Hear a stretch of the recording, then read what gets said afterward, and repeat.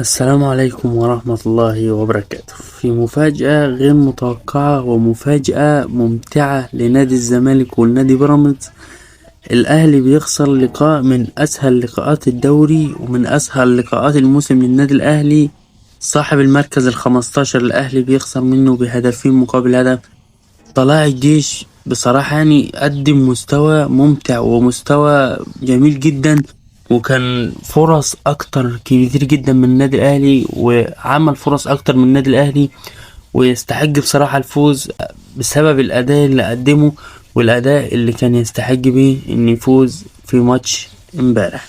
الأهلي طبعا بيضيع 3 نقاط من أهم النقاط اللي كانت يعني محتاجها الأهلي، وكده بعد الفرق بينه وبين نادي الزمالك ل6 نقاط، وده بصراحة يعني عدد كبير جدا بسبب الأداء الممتع اللي بيقدمه نادينا الحبيب نادي الزمالك، والأداء المهم جدا اللي بيقدمه نادي الزمالك، وباعد جدا بينه وبين الأهلي، لأن كده الفرق بقى 6 نقط بين الأهلي وبين الزمالك وبين الزمالك وبيراميدز. لو الزمالك كسب انبي بكرة هيبقى الفرق 3 نقط بين الزمالك وبيراميدز. المنافسة بدأت تشتعل أكتر وأكتر، والزمالك بإذن الله يفوز على انبي بكرة ويعتلي برضو صدارة الترتيب زي ما هو.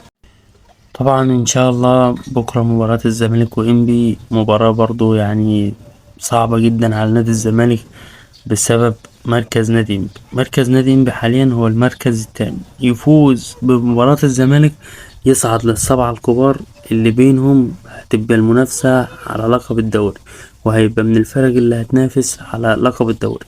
فطبعا انبي يلزمه الفوز بشكل يعني غير طبيعي، لانه فاز يصعد على طول للمنافسة في الفرق ال7 اللي هتصعد. يخسر يبقى كده بشكل كبير جدا، ويعني مستحيل انه يصعد لل7 فرق، وهيبقى في جدول اللي هو الترتيب اللي هيبقى في منافسه على اللي هيصعد لبطولة الدوري السنة الجاية. فلازم لإنبي لازم يفوز، وطبعا الزمالك لازم يفوز عشان يبقى متصدر الدوري بفارق 3 نقط عن بيراميدز، وبفارق 3 نقط او بفارق 6 نقط اسف على نادي الاهلي. طبعا الزمالك يفوز على انبي بكرة يكون ده الماتش التاسع على التوالي يفوز الزمالك، ويبقى كده دي تاني اطول سلسلة فوز في الدوري. انا عايز اقول لكم على حاجة. طبعا نادي الزمالك شفناه طبعا في الماتش الاخير في ماتش الاتحاد. لو عايز تعرف هو الزمالك ازاي مكمل باللعيبة دي وفي ظل الظروف اللي بيمر بيها الزمالك دي، فانا عايزك تشوف رد فعل الجمهور في مباراة الاتحاد السكندري، وازاي الجمهور كان بيشجع في المباراة دي. يعني تحس كده انه كان نهائي كاس عالم، مش بطولة ماتش او في الدوري عادي. حابب اشكر طبعا المهدي سليمان على المباراة اللي فاتت، على انه بيشيل تسديدة من عبد الرحمن مجدي وبيشيل انفراد صريح من قفشة. فحابب اشكر طبعا المهدي سليمان على المباراة اللي قدمها الماتش اللي فات ده. طبعا حابب اشكر كل اللعيبة، وحابب اشكر كل اللعيبة والجهاز الفني على الاداء اللي بيقدموه ده. حابب اشكر الفريق كله، وعايزك تشوف الفريق كله وهو بيضغط وهو بيرجع يدافع. بزيرة لما تحول جناح يسار شفنا طبعا السبرنتات رايح جاي كده طول الملعب. واخر لاعب طبعا حابب اشكره هو ناصر منسي الاسطورة. عايز اقول لكم كده على احصائية ناصر منسي عملها في ال8 انتصارات اللي فازوا متتاليين الزمالك في الدوري. الزمالك في المباريات دي في ال8 مباريات دي مر ب3 يعني مباريات من اصعب المباريات اللي مر بيها نادي الزمالك. هما ال3 دول اقول لكم ناصر منسي عمل ايه في ال3 مباريات دول. سموحة الزمالك كسب 1-0 بهدف لناصر منسي، يعني من نص فرصة في الدقيقة كانت 77.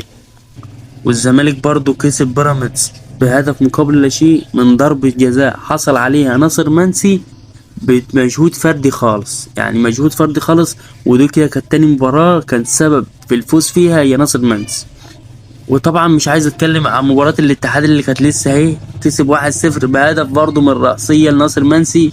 ودول 3 مباريات من اهم ال3 مباريات لنادي الزمالك، واللي كسبهم يعني نادي الزمالك بمجهود يعني كبير جدا من ناصر منسي طبعا. لكن انا بقول ان ناصر منسي كان سبب كبير جدا وكان من اكبر الاسباب للفوز في المباراة دي. فبإذن الله نتمنى ان الزمالك يفوز على انبي، ونتمنى بإذن الله تكون يعني مباراة ممتعة، ونتمنى الفوز طبعا نادي الزمالك. وحابب أشكر كل الناس، وحابب أشكر كل الناس اللي بتدعمنا، وأتمنى كل الناس تدعمنا باللايك والمتابعة، وتصلوا على النبي أهم حاجة. والسلام عليكم ورحمة الله وبركاته.